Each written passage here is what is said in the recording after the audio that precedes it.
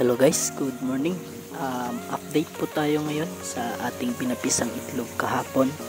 So ngayong araw, 24 hours na nila. Sa stage po nila ngayon, tinatawag po silang sack fry. Sack fry po ang tinatawag sa kanila kasi yung nutrients or nagsisilbing pagkain nila is nanggaling mismo doon sa pagka-hatch sa kanila. Yan yung po ang tinatawag na yolk sack. Yung yolk sack naman po, tumatagal po ito ng simula pagka-hatch hanggang 3 days old nila. O depende po sa temperatura ng ating tubig. Mas malamig po yung panahon or yung tubig, mas matagal pong ma-digest or maubos yung yolk sack.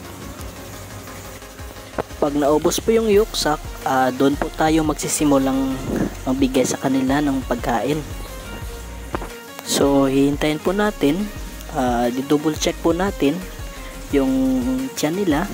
Pag wala na pong laman na yolk sack, doon po tayo magsisimulang magpakain. Usually nangyayari po yun pag sa ikatatlong araw nila. Kung napapansin nyo po, yung ibang fry natin nakababa na po. Yung iba naman nagsisimula pa lamang pong mapisa. After po mapisa lahat, mag-aantay po ako ng almost 48 hours para po tanggalin na naman yung hatching tray. Yung ibang hatchery, tinatanggal po nila yung hatching tray after 24 hours simula pagkapisa. Sa akin naman po, 48 hours. Inaantay ko pong dumikit or kumapit yung dead eggs or dumi doon sa ating hatching tray. So sa paraang yun, may iwasan po natin na malaglag or maiwan yung mga dead eggs pagkatanggal ng hatching tray. So bukas, after 24 hours, ang edad po nila is day 0.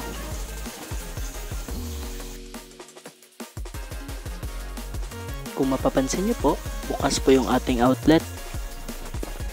Sa parang ito, mabilis pong matanggal o malaglag yung mga bula.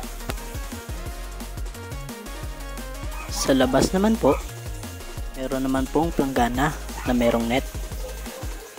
Dito po malalaglag yung ibang fry kasama po ng mga bula. After maubos yung bula sa ating hatching tank, doon na po ako maglalagay ng net sa ating outlet.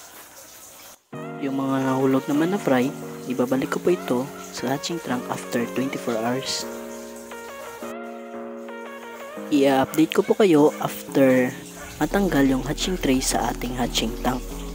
Yun lamang po at maraming salamat.